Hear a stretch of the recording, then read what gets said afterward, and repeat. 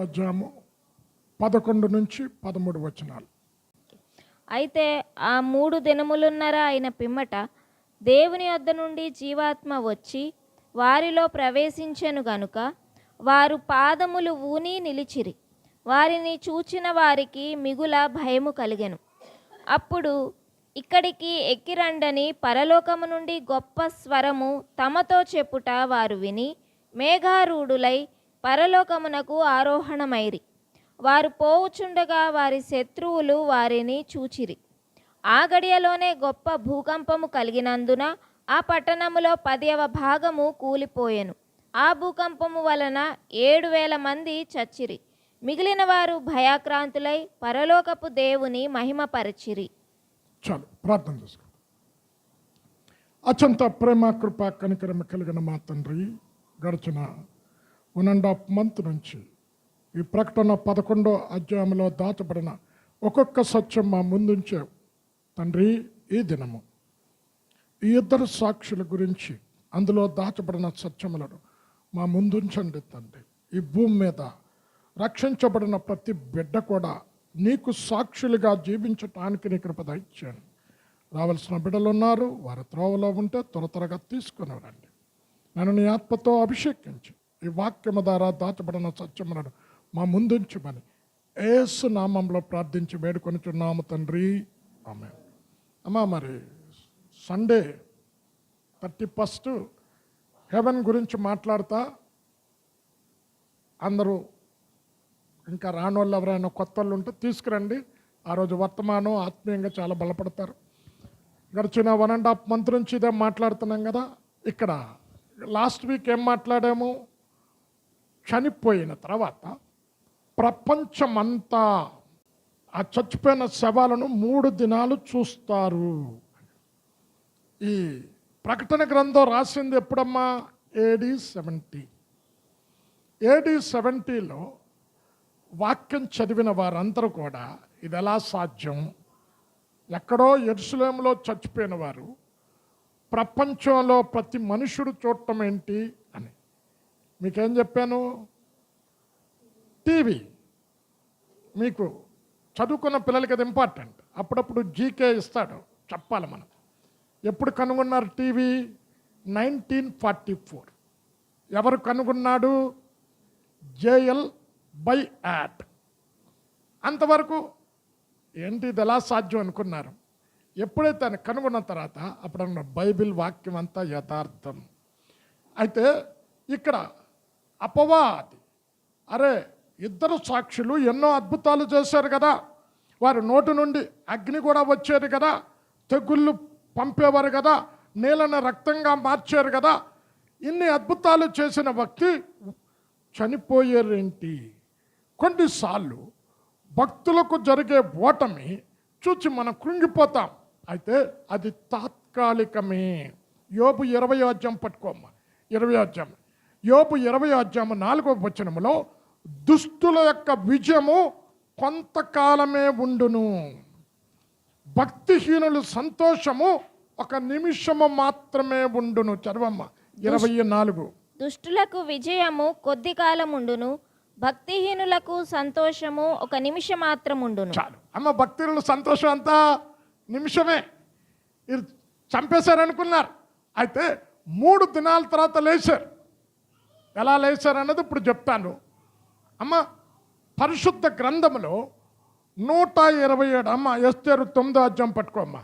127 సంస్థానాల్లో ఉన్న యూదులందరినీ చంపటానికి హామాను ఒక శాసనం చేయించుకున్నాడు. రాజ్యం అయిపోయింది. యూదులు అంటే తనకి నమస్కారము చెయ్యలేదని మొర్దెకై ఒక్కడి మీద పగబట్టి జాతినే నాశనం చేయాలనుకున్నారు.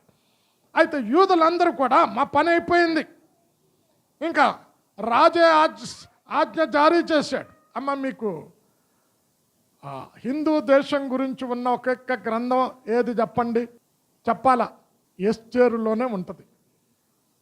హిందూ దేశం గురించి అంటే మన ఇండియా గురించి రాయబడింది. అంటే హిందూ దేశంతో సహా కొన్ని ప్రాంతాలను ఆశ్వరేశ చక్రవర్తి ఏలే. అయితే వారు అనుకున్నారు మేము జయం పొందామని. శత్రువు కొంతకాలమే. వెంటనే అదే రోజు యూదులకు శత్రువుల మీద జయాన్ని ఇచ్చాడు. 9:1 ఎస్తేరు 9:1. రాజు చేసిన తీర్మానమును చట్టమును నెరవేరు కాలము వచ్చినప్పుడు అదారు అను 12వ నెల 13వ దినమున యూదులను జయింపగలుగుదుమని వారి పగవారు నిశ్చయించుకొనిన దినముననే యూదులు తమ పగవారి మీద అధికారము నొందినట్లు అగుపడెను. చాలు, పగవారి మీద అధికారం పొందారు. అదే రోజు అయిపోయింది అనుకున్నారు. అంటే చాలాసార్లు అరే ఇంత భక్తిగా జీవిస్తున్నాం, ఇంత ప్రార్థన చేస్తున్నాం, మందిరానికి వస్తున్నాం, పరిశుద్ధత కలిగి జీవిస్తున్నాం, ఎందుకు శత్రువు మా మీద జయం పొందాడు? అది తాత్కాలికమే. అయితే ఏ మొర్దెకైనైతే అణచాలని చూశాడో ఆ మొర్దెకై అంతకంతకు వర్ధిల్లేడట. 4వ వచనం చదవమ్మా. 9:4. మొర్దెకై రాజు యొక్క నగరులో గొప్పవాడాయెను. ఈ మొర్దెకై అనువాడు అంతకంతకు గొప్పవాడగుట చేత అమ్మా ఇక్కడ శత్రువు అనుకున్నాడు అమాను. అయిపోయే, నాకు దండం పెట్టలేదు, నేనంటే గౌరవించలేదు, ఈ మొర్దెకై పని అయిపోతా అనుకున్నాడు. ఏంటి? అంతకంతకు వర్ధిల్లాడు. కొన్నిసార్లు శత్రువు మన కృంగతీయటానికి, అరే మన మీద శత్రువు జయం పొందాడు, అలాంటి స్థితిలో ఏమనుకోవాలా తెలుసా? ఈ కృంగుదల తర్వాత దేవుడు నన్ను లేవనెత్తుతాడు, శత్రువు కంటే ఉన్నత స్థితికి నన్ను తీసుకొని వెళతాడు. ఇక్కడ అదే జరిగింది. అయితే ఇది చనిపోయిన వారు తిరిగి లేపటానికి ఎక్కడి నుండి వచ్చిందంట? దేవుని వద్ద నుండి జీవాత్మ వచ్చింది. అమ్మ, ఒక మనుష్యుడు జీవాత్మ అంటే పరిశుద్ధాత్మ.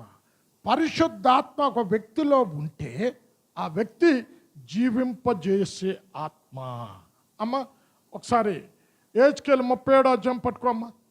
ఇక్కడ ప్రవక్త అయిన యెహెజ్కేలుకు ఒక లోయలోనికి దేవుడు దింపాడు. నరపుత్రుడా, ఈ లోయలో ఉన్న ఎండిన ఎముకలు తిరిగి బతుకుతాయా అంటే అని అంటున్నా, అది నీకే తెలుసు ప్రభువా అన్నాడు. అయితే ప్రవచనం ఎచ్చి ఎండిన ఎముకలలో జీవం వచ్చినట్టు మాట్లాడు అన్నాడు. అమ్మ, మన మాటలలో దేవుడు శక్తి పెట్టాడు. ఎందుకు మన మాటలలో శక్తి లేదు అంటే, ఈ నోటితో దేవుణ్ణి స్తుతిస్తాం, ఇదే నోటితో పక్కని తిడతాం. ఆ పని ఎప్పుడైతే నువ్వు చేసావో దేవుడు నీ మాటలలో ఉన్న శక్తిని తీసివేస్తా. దేవుడు ఈ లోకాన్ని అంత కూడా వాక్కు ద్వారా సృష్టించాడు. అయితే అదే వాక్కును యేసు రక్తంలో కడగబడిన బిడ్డకు అధికారం ఇచ్చాడు. చదవండి, అది అలాగే ఉంచి ప్రాబ్స్ 18:21 జీవం మరణం నాలుక వశములో ఉన్నది.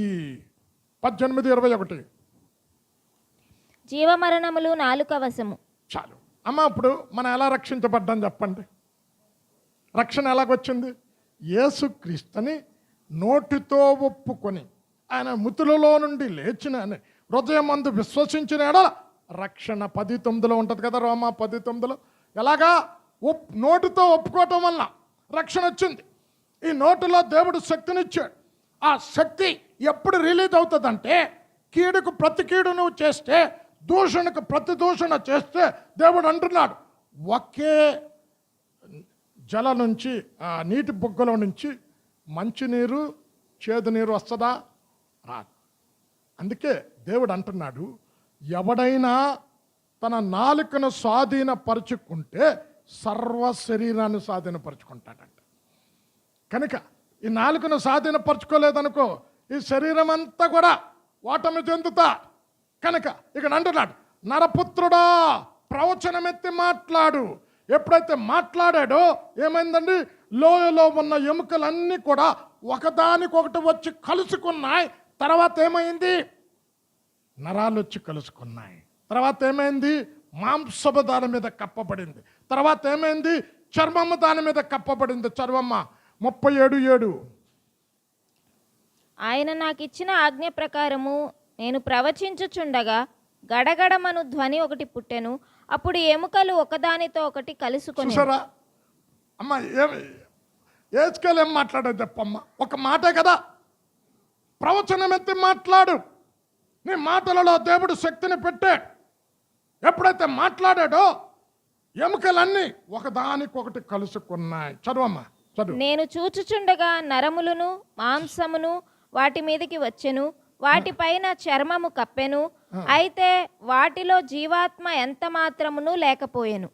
అప్పుడు ఆయన, నరపుత్రుడా, జీవాత్మ వచ్చినట్లు ప్రవచించి ఇట్లనుము, ప్రభువగు యెహోవా సెలవిచ్చునదేమనగా, జీవాత్మ నలుదిక్కుల నుండి వచ్చి హతులైన వీరు బ్రతుకునట్లు వారి మీద ఊపిరి విడువుము. ఆయన ఏమన్నమాట? ఊపిరి అంటే ఏంటమ్మా? గాలి. ఇప్పుడు ఏదైనా తోటలో తండ్రి అయిన దేవుడు ఆదామును చేశాడు రూపం చేసిన తర్వాత ఏం చేశాడమ్మా? ఊదాడు. ఆ ఊదిన ఏంటని? ఆత్మ, జీవాత్మ. అంటే ఈ ఆత్మ, ఈ ముగ్గురు చనిపోయిన వ్యక్తులు ఈ శవంలోకి ఎప్పుడైతే ఆత్మ వచ్చిందో వారు పాదాలు బూని లేచి కూర్చున్నారు. అంటే ఏం చెప్తుంది అమ్మ? ఇక్కడ మీరే చెప్పాలి దాని ఆన్సర్. ఆత్మ ఎక్కడి నుండి వచ్చింది? చదవండి అమ్మా, ఎక్కడి నుండి వచ్చింది? 11:11 దేవుని వద్ద నుండి. అమ్మ అక్కడి నుండే కదా చూసుకున్నారు కదా. ఆత్మ ఎక్కడ ఉండాలి చెప్పండి? ఇదిగో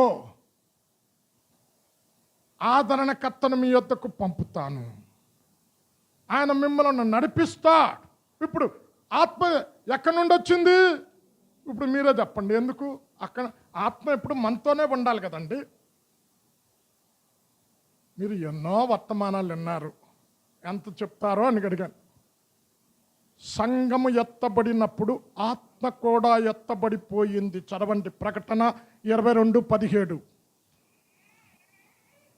ఆత్మయు పెండ్లి కుమార్తెయు రమ్ము అని చెప్పుచున్నారు.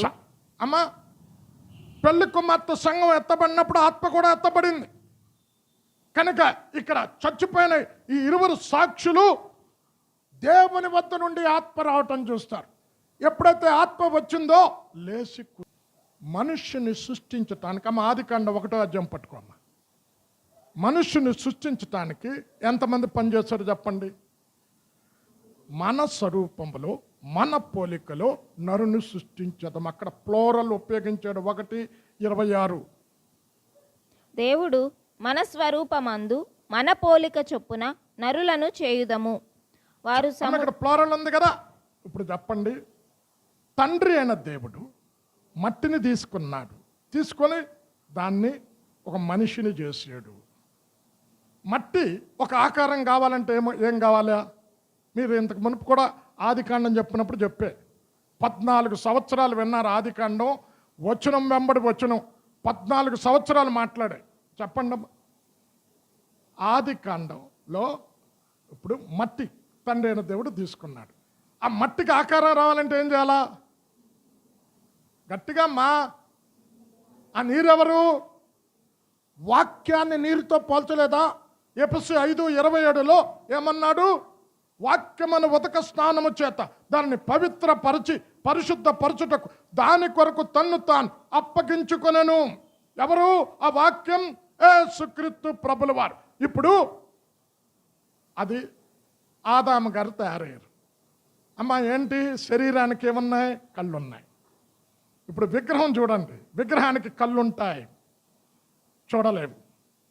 చెవులుంటాయి, వినలేదు. నాశకం ఉంటుంది, శ్వాస పీల్చలేదు. నోరుంటుంది, మాట్లాడలేదు. విగ్రహానికి చేతులుంటాయి, కాళ్ళుంటాయి, నడవలేదు. చేతులుంటాయి, పని చేయలేదు. కారణం ఏంటి? జీవము లేదు. ఎప్పుడైతే జీవాత్మ ఊదేడో అప్పుడు ఆదాము లేచాడు. చదవండి 2:7 ఆదికాండం. దేవుడైన యెహోవా నేలమంటితో నరుని నిర్మించి వాని నాసికారంధ్రములలో జీవవాయువును ఊదగా నరుడు జీవాత్మ ఆయను. ఎందుకమ్మా జీవవాయువు అని చెప్పాడు? ఇప్పుడు మనిషి బతకాలంటే ఏం కావాలమ్మా? ఆక్సిజన్ కావాలి కదా. గాలి పీల్చకుండా అవడానికి బతుకుతాడా చెప్పండి? ముక్కు మూసుకొని ఒక 5 నిమిషాలు ఉన్నాడు, చచ్చి ఊరుకుంటా అంటే శ్వాస పీల్చకుండా మనుష్యుడు ఎలాగ బతకలేడు? పరిశుద్ధాత్మ లేకుండా ఒక వ్యక్తి దేవునికి సాక్షిగా జీవించలే, ఒక వ్యక్తి దేవుని పనులు చేయలే, ఒక వ్యక్తి దేవుని కార్యాలు చూడలే. పరిశుద్ధాత్మ ఎప్పుడైతే జీవాత్మ వచ్చి పరలోకం నుండి దిగివచ్చి ఆ శరీరం మీద లోకం వచ్చిందో అప్పుడు పాదాలు లేచి నిలబడ్డారు. అమ్మ అప్పుడు లాస్ట్ సండే ఏం సండే అండి? పెంతెకోస్తు దినం. కరెక్ట్గా 50 రోజులు ఆత్మ దిగింది. ఆత్మ దిగినప్పుడు ఎలా దిగింది? యాక్ట్స్ 2:2 చదవమ్మ. 120 మంది గలిలయులు మేడ గదిలో 10 రోజులు ఉపవాసం ఉండి ప్రార్థన చేయుచుంటుండగా బలమైన గాలి వంటి ఒక దని వచ్చి వారు కూర్చుండున్న ఇల్లంతా నిండాను. 2:2. అప్పుడు వేగముగా వీచు బలమైన గాలి వంటి ఒక ధ్వని ఆకాశము నుండి అకస్మాత్తుగా వారు కూర్చుండి ఉన్న ఇల్లంతయు నిండెను. చాలు అమ్మ. ఇక్కడ ఏమన్నాడు? గాలి అని ఊరుకోలే. గాలి మామూలు గాలి కూడా ఉంటుంది కదా. బలమైన గాలి అంటే పరిశుద్ధాత్మలో శక్తి ఉంది. ఎప్పుడైతే ఈ చచ్చిపోయిన శవాల మీద ఆత్మ వచ్చిందో లేచి కూర్చున్నారు. అందరూ చూశారు. ఇప్పుడు మీకు కొన్నిసార్లు మీకు చెప్పండి, ఒక మనిషి చనిపోయాడు అని ఎలా చెప్తాం? శరీరం అంటది కదమ్మా. ఆత్మ వెళ్ళిపోతే శరీరంలో నుంచి ప్రాణం పోతుంది. ఒక శరీరంలో ఆత్మ దిగితే ఏమవుతుంది? ప్రాణం వస్తుంది. ఇప్పుడు స్విచ్ వేస్తే లైట్ వెలుగుతుంది, స్విచ్ ఆఫ్ చేస్తే ఆగిపోతుంది. అంటే వెలుగు స్విచ్లో ఏగానే ఇక్కడ ఏంటో ప్రాణం అనుకోండి, అది పుట్టింది. అది ఆపిగానే ఏమైంది? కనుక ఆదామును చేయటానికి 3 కూడా కూడుకున్నారు. యేసుక్రీస్తు ప్రభుల వారు కూడా యోహాను సువార్త 20వ అధ్యాయం పట్టుకోనండి. ఆయన చనిపోయి 3వ దినాన పునరుత్థానుడిగా లేచినప్పుడు శిష్యులు యూదులకు భయపడి తలుపులు గడియలు వేసుకొని కూర్చుంటే లోపటికి వచ్చి మీకు సమాధానం కలుగును గాక అని ఏం చేశాడో తెలుసా? పరిశుద్ధాత్మను మీరు పొందండి అని ఊదేడు. 20:22 యోహాను సువార్త 20:22. ఆయన ఈ మాట చెప్పి వారి మీద ఊది పరిశుద్ధాత్మను పొందుడి. చా అమ్మ, ఇప్పుడు ఫూ అని ఊదితే ఏమొస్తుంది చెప్పండి? గాలి. ఈ గాలి లేకపోతే బతుకుతామా? ఇప్పుడు సమ్మర్లో ఇంట్లో నుంచి బయటికి రావాలంటే ఏసీ లేకపోతే అమ్మాపోయి చస్తామన్నట్టున్నాం. అంటే గాలి ఆడకపోతే మనిషి సుఖంగా ఉండలేడు, ఇరిటేషన్ వస్తా. అంటే పరిశుద్ధాత్మని గాలితో ఎందుకు పోల్చాడు? అది నిన్ను జీవింపజేస్తాడు. దేంట్లో జీవింపజేస్తాడు? దేవునిలో జీవింపజేస్తాడు. ఆత్మ సంబంధమైన సంగతులను గ్రహించే జ్ఞానాన్ని ఇస్తాడు. వాక్యాన్ని నీకు బోధిస్తాడు. అంత మాత్రమే కాదు, దేవునితో నడిచే అనుభవం పరిశుద్ధాత్మ ద్వారా మనిషికి కలుగుతుంది. యేసయ్యనే పరిశుద్ధాత్మ లేపింది. చదవండి రోమా 8:11. చావునకు లోనైన శరీరమును జీవింపజేయు ఆత్మ మీలో ఉంటే ఆ ఆత్మ ఏం చేస్తుందంట? చచ్చిన వారిని లేపుతా.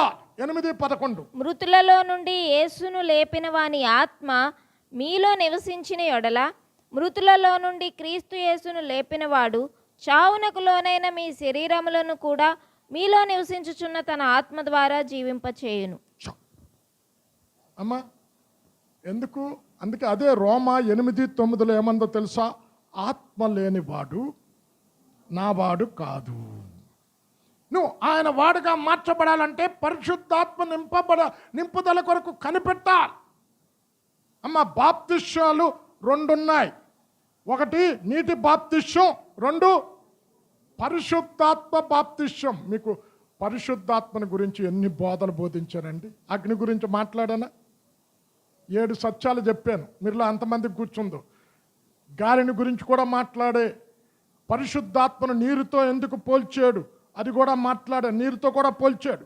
యోహాను సువార్త 7వ అధ్యాయము 37 నుండి 39 వచనాలు చదువుకుంటే, ఆ పండుగలో అంచు దినమైన తర్వాత యేసుక్రీస్తు ప్రభుల వారు నిలబడి, మీలో ఎవడైనాను దప్పిక కొనని వలన నా యొద్దకు వచ్చి దప్పిక తీర్చుకొనవలన నా మాటలు విని నా యందు విశ్వాసం ఉంచేవాడు లేఖనములు చెప్పునట్లు వాడు కడుపులో నుండి జీవజల నదులు పారునని బిగ్గరగా చెప్పను అని చెప్తూ 39వ వచనం వచ్చేసరికి ఏమన్నాడు?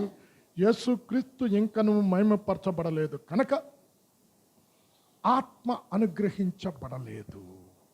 అమ్మ, ఎప్పుడైతే పైనుండి పరిశుద్ధాత్మ దిగిందో ఏమే చచ్చిపోయిన శవాలు లేచి నిల్చున్నాయి.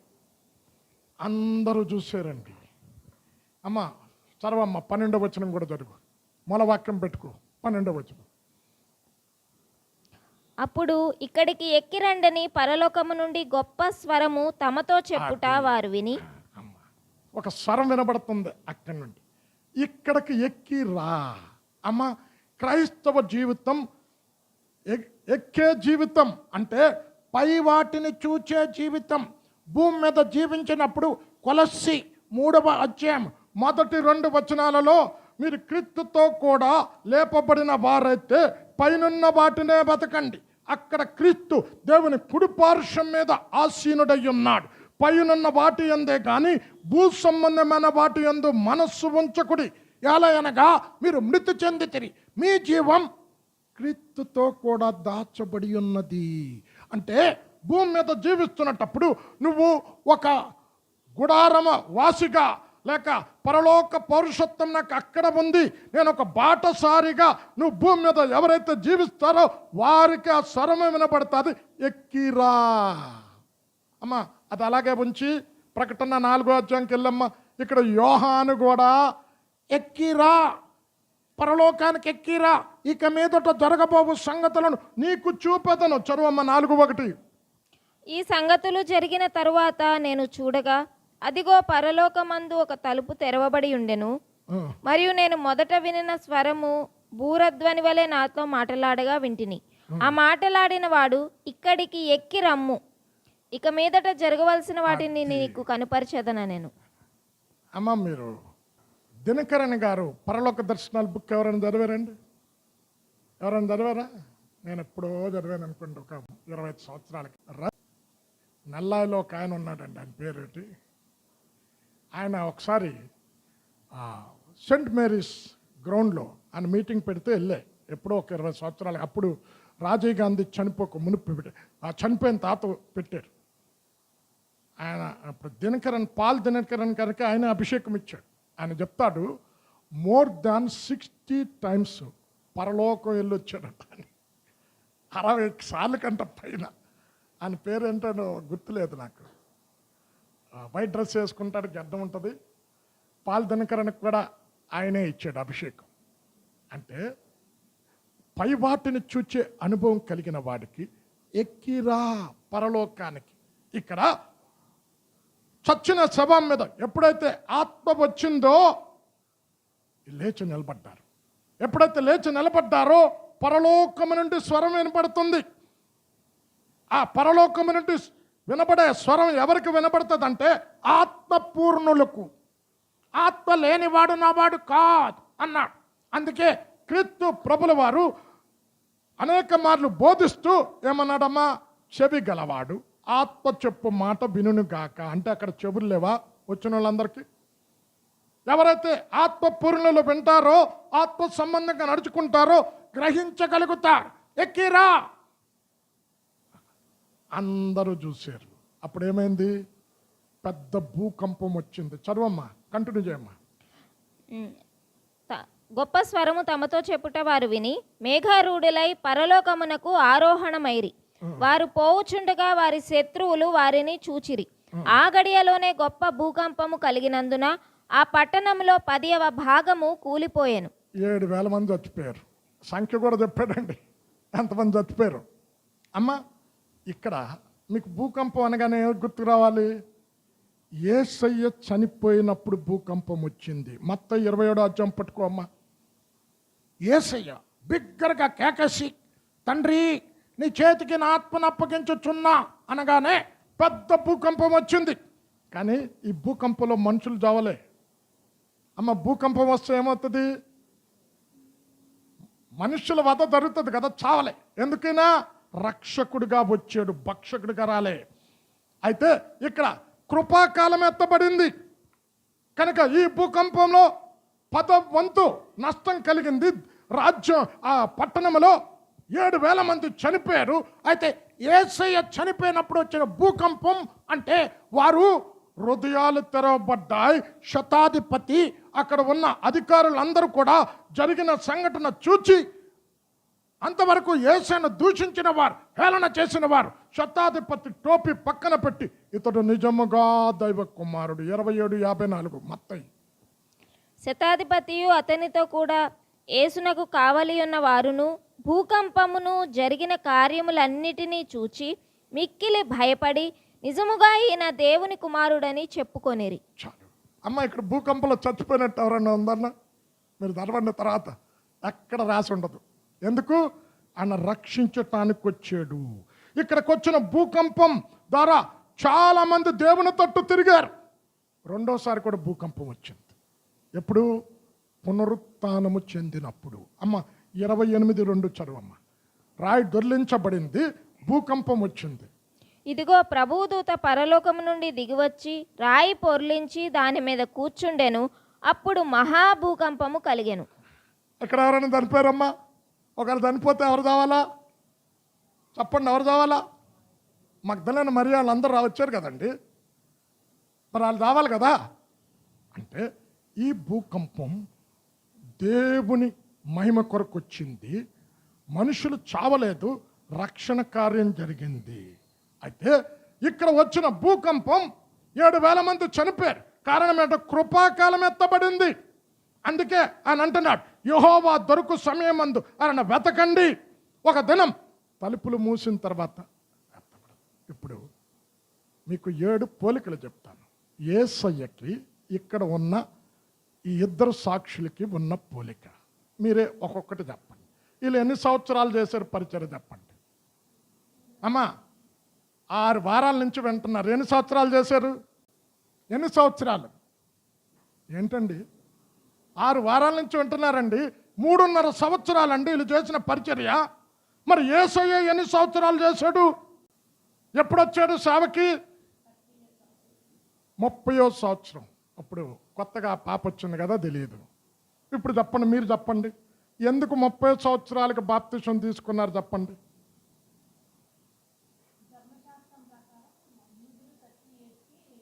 అది పాప బాగా చెప్పు.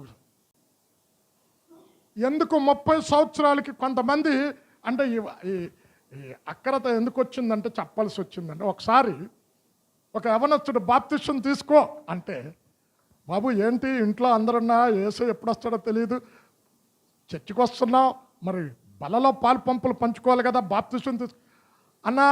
యేసయ్య 30 సంవత్సరాలకి తీసుకున్నాను, నేను 30 సంవత్సరాలు వచ్చిందో తీసుకుంటా. అదే అంట నా దగ్గర అన్నాడు. ఇంకెవరి దగ్గర అంటే, ధర్మశాస్త్ర ప్రకారం ఒక యాజకుడు యాజక వృత్తి చేయటానికి 30 సంవత్సరాల వయస్సు కలిగి ఉండాలి అని సంఖ్యాకాండం 4వ అధ్యాయంలో వయస్సు యొక్క పరిమితిని పెట్టాడు. ఒకవేళ అంతకు ముందే యేసయ్య బాప్తిసం తీసుకుని సేవకు వస్తే ధర్మశాస్త్రాన్ని కొట్టివేయటానికి వచ్చిన వ్యక్తిగా ఉంటాడు. యేసేమన్నాడు? ధర్మశాస్త్రాన్ని నెరవేర్చడానికి వచ్చాను కానీ కొట్టివేయటానికి రాలేదు. 3.5 సంవత్సరాలు. ఎవరు? ఏలియా. ఇంకొక వ్యక్తి మీరు ఆనోక్ అనుకుంటారు, మీ ఇష్టం. నేను మోషే అనుకుంటా, అది మీ ఇష్టం. ఎందుకంటే ఒకటి కన్ఫామ్గా అందరు చెప్తారు, రెండో దగ్గరికి వచ్చేసరికి సగం అట్టున్నారు, సగం ఇటున్నారు. సగం మంది ఆనోక్ అంటాడు ఎందుకంటే మరణం చూడలేదు అని, నేను మోషే అంటాడు ఎందుకంటే పోలికలు చూశాను కాబట్టి. మీరు ఏదైనా అనుకోండి, అది మీ ఇష్టం. అది అమ్మ, వీళ్ళు 3.5 సంవత్సరాలు చేశారు. యేసయ్య 3.5 years పరిచర్య చేశాడు. రెండో పోలిక, వీరు భూమి మీదకి ఎలాగొచ్చారమ్మా? శక్తితో వచ్చారు, అధికారంతో వచ్చారు. వీరు శక్తి ద్వారా అద్భుత కార్యాలు చేశారు, ఆశ్చర్య కార్యాలు చేశారు. వర్షాన్ని ఆపివేయటానికి శక్తి, వర్షాన్ని కురిపించటానికి శక్తి, తెగులను పంపించటానికి శక్తి, నీళ్ళను రక్తంగా మార్చడానికి శక్తి. యేసయ్య కూడా భూమి మీదకి వచ్చినప్పుడు, అమ్మ మీకు పరిశుద్ధాత్మని గురించి చెప్పినప్పుడు, యేసయ్య పుట్టుక పరిశుద్ధాత్మ, ఆయన బోధ చాలా లక్షణాలు చెప్పాను. యేసయ్యలో పరిశుద్ధాత్మ ఎలాగ పనిచేసింది అని నేను పట్టం గీసి ప్రకటన గ్రంథం ఇలాగా పెద్ద పట్టం గీసి ఒక 1 year మాట్లాడే అప్పుడు చెప్పే ఏంటి? ఆయన పుట్టుక, మరణం, నిత్యుడొక ఆత్మ ద్వారా తన్ను ఆత్మను అప్పగించుకున్నాడని. ఇప్పుడు ఆయన ఎలాగొచ్చాడు? యాక్ట్స్ 10th చాప్టర్ పట్టుకోండి. అదేదనగా 10th చాప్టర్ 38 వర్సెస్లో, అదేదనగా నజరేయుడైన యేసును శక్తితోనూ పరిశుద్ధాత్మతోనూ అభిషేకించను గనుక అని అపవిత్రాత్మలను వదలగొడుచు రోగులను స్వస్థపరచుచు తిరుగుచుండను. 10:38. అదేదనగా దేవుడు నజరేయుడైన యేసును పరిశుద్ధాత్మతోనూ శక్తితోనూ అభిషేకించిననున్నదియే. అమ్మ వీళ్ళు ఎలాగొన్నారమ్మా? వీళ్ళకి శక్తి ఉంది కదా, వీళ్ళు కూడా అభిషేకించబడి వచ్చారు కదా. అంటే చూడండి, యేసుకి ఈ ఇద్దరు శిష్యులకి పోలికలు. వారు శక్తితో వచ్చారు పరలోకం నుండి. యేసయ్య కూడా పరలోకం నుండి భూమి మీద శక్తితో అభిషేకంతో వచ్చాడు. చదువమ్మా. దేవుడు ఆయనకు తోడయుండెను గనుక ఆయన మేలు చేయుచు అపవాది చేత పీడింపబడిన వారినందరినీ స్వస్థపరచుచు సంచరించుచుండెను. చాలు చూడండి, సేమ్. ఇప్పుడు అమ్మ జాన్ 7th చాప్టర్ పట్టుకోమ్మా. ఇక్కడ బండ్రత్తులను ప్రధాన యాజకులు యేసును బంధించి తీసుకురా అని పంపించారు. ఈ బండ్రత్తులు తిరిగి ప్రధాన యాజకుల దగ్గరకు వచ్చి ఏమంటున్నారు తెలుసా? ఆ మనుష్యుడు బోధించినట్టు, ఆ మనుష్యుడు మాట్లాడినట్టు ఇంతవరకు ఎవ్వరు కూడా మాట్లాడలేదు. ఆయన మాటలలో అధికారం, శక్తి ఉంది. 7:55, 56. 45. 45, 46. ఆ బంట్రౌతులు ప్రధాన యాజకుల యొద్దకును పరిసయ్యుల యొద్దకును వచ్చినప్పుడు వారు, ఎందుకు మీరు ఆయనను తీసుకొని రాలేదని అడుగగా, ఆ బంట్రౌతులు, ఆ మనుష్యుడు మాట్లాడినట్లు ఎవడునూ ఎన్నడునూ మాట్లాడలేదనిరి. అమ్మా చూడండి, బంధించబడుతూ అలా అంటారు. అమ్మో, ఆయన శక్తి ఉంది, మాటలలో శక్తి, కార్యాలలో శక్తి, నడకలో శక్తి, ఆయన ఉమ్ములో శక్తి, ఆయన వస్త్రపు చెంగులో శక్తి, ఆయన చూపులలో శక్తి. చూపుల్లో శక్తి అంటే చూపు చూడగానే పాపాలన్నీ ఒప్పించుకోవాలి. శక్తి కలిగిన వాడుగా వచ్చాడు. 2వ పోలిక. 3వ పోలిక. అమ్మ వీళ్ళు ఎక్కడ చనిపోయారండి? ఇద్దరు శిష్యులు ఎక్కడ, సాక్షులు ఎక్కడ చనిపోయారు చెప్పండి? ఎక్కడమ్మా? యెరూషలేం. మరి యేసు ఎక్కడ చనిపోయాడు? చదవమ్మ. మత్తయి 16:22లో ఇక్కడ శిష్యులతో అంటున్నాడు, మనుష్య కుమారుడు యెరూషలేముకు తీసుకుని వెళ్ళి ప్రధాన యాజకుల చేత, శాస్త్రుల పరిచయుల చేత ఆయన కొట్టబడతాడు, హింసించబడతాడు, చనిపోతాడు. 16:22. మత్తయి 16:22. అప్పటి నుండి తాను యెరూషలేమునకు వెళ్ళి పెద్దల చేతను ప్రధాన యాజకుల చేతను 22 కదా, 21. ఓకే. ప్రధాన యాజకుల చేతను శాస్త్రుల చేతను అనేక హింసలు పొంది చంపబడి 3వ దినమున లేచుట అగత్యమని యేసు తన శిష్యులకు. ఎక్కడ చంపబడ్డాడు యేసయ్య? యెరూషలేం. మరి వీళ్ళెక్కడ చంపబడ్డారు? చూడండి, అది యెరూషలేములో చంపబడ్డారు. యేసుక్రీస్తు కూడా 3.5 సంవత్సరాలు పరిచయం చేసి అనేక ప్రాంతాలు దర్శించే కపెర్నహూములో సేవ చేశాడు, బేత్షెదాలో చేశాడు, బేతనియా దగ్గర చేశాడు, సమరయ పట్టణానికి వెళ్ళాడు, అన్ని పట్టణాలు తిరిగాడు. కానీ చనిపోయేటప్పుడు యెరూషలేములో చనిపోయాడు. 3వ పోలిక. 4వ పోలిక. వీళ్ళు ఎన్నో రోజులు లేచారమ్మా? యేసు ఎన్నో రోజులు లేచాడు? వారు 3వ దినాన్న లేపబడ్డారు. యేసయ్య 3వ దినాన్న లేపబడ్డాడు. అయితే యేసయ్య సమస్త మానవాళి రక్షణ కొరకు వచ్చాడు. అయితే ఈ ప్రవక్తలు అబ్రహాముతో ఇచ్చిన వాగ్దానాన్ని బట్టి, యూదులకు చేసిన నిబంధనను బట్టి, యూదుల మనోనేత్రాలను వెలిగించటానికి, యూదులను రక్షణలోనికి నడిపించటానికి పరలోకము నుండి వచ్చారు వీరు. వీరు కూడా 3వ దినాన్న లేపబడ్డారు. ఇది 4వ పోలిక. 5వ పోలిక. వీరు చనిపోయినప్పుడు భూకంపం వచ్చింది. చదవమ్మ. మరి యేసే చనిపోయినప్పుడు వచ్చింది కదా భూకంపం. చదవమ్మ. 11, 13.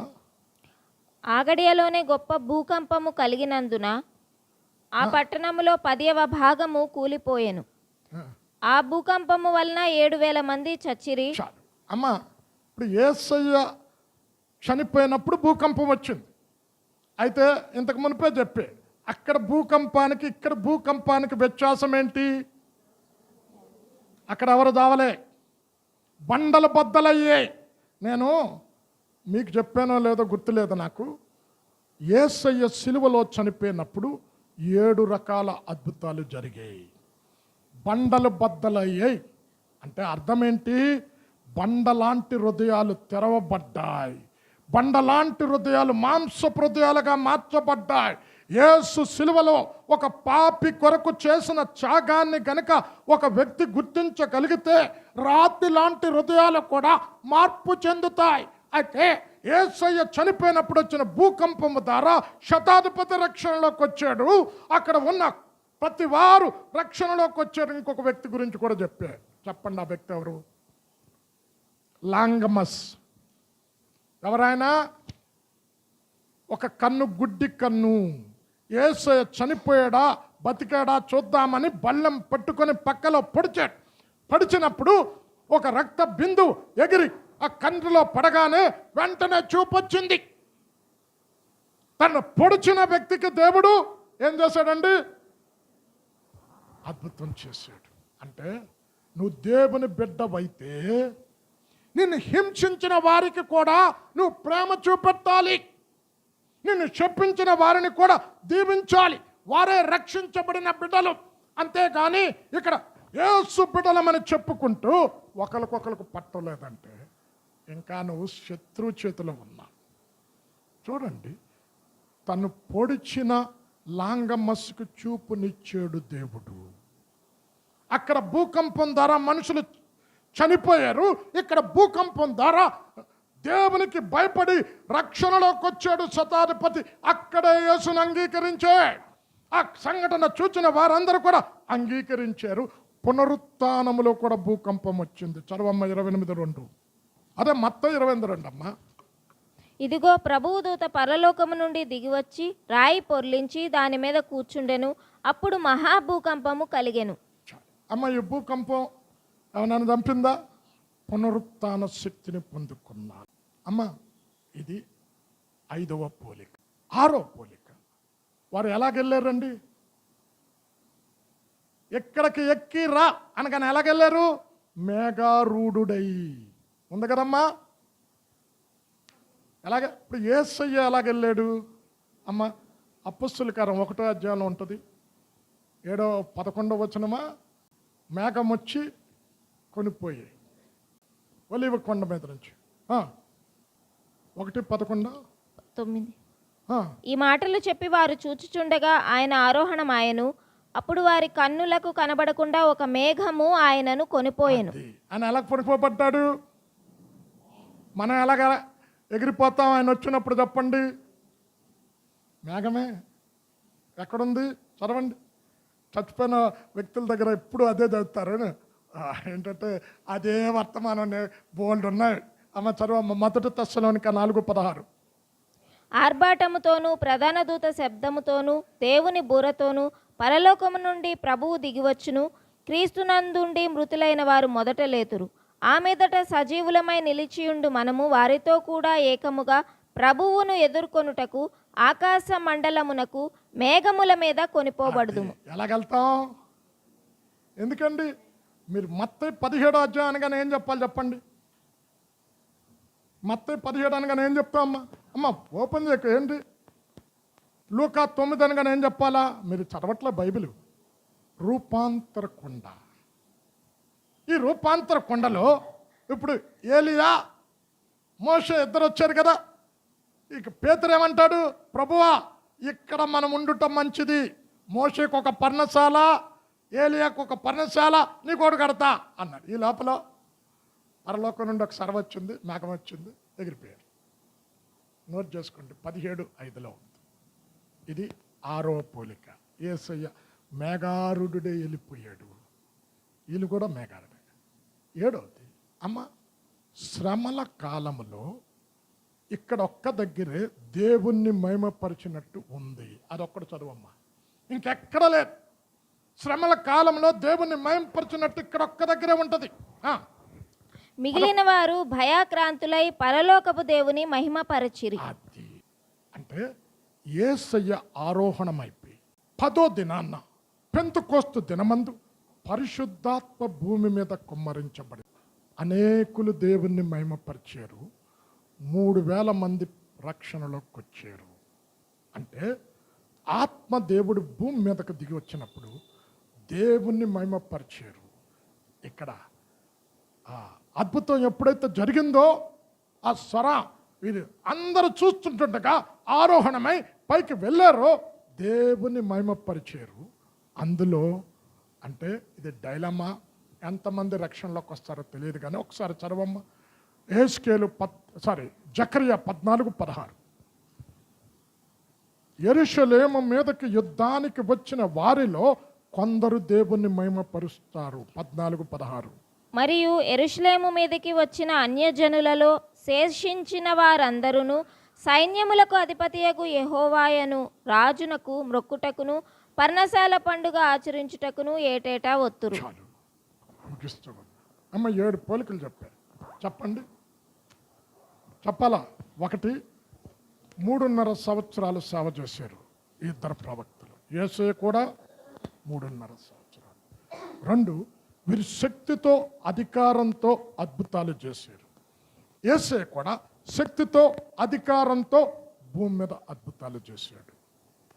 3, వారు ఇరువురు యెరూషలేములోనే చనిపోయారు. యేసయ్య కూడా యెరూషలేములోనే చచ్చిపోయాడు. 4, వారు 3వ దినాన్న లేపబడ్డారు. యేసయ్య కూడా 3వ దినాన్న లేపబడ్డాడు. 5, వారు లేచినప్పుడు భూకంపం వచ్చింది. యేసయ్య పునరుత్థానడప్పుడు భూకంపం వచ్చింది, చనిపోయినప్పుడు భూకంపం వచ్చింది. ఇక్కడ భూకంపం ద్వారా మనుష్యులు దేవుని తట్టు తిరిగారు. అక్కడ భూకంపం ద్వారా, ఎందుకంటే వీరు రక్షకులు కాదు, వీరు ప్రవక్తల వరకే. యేసయ్య ఎవరు? సర్వలోకాన్ని రక్షించటానికి వచ్చిన రక్షకుడు.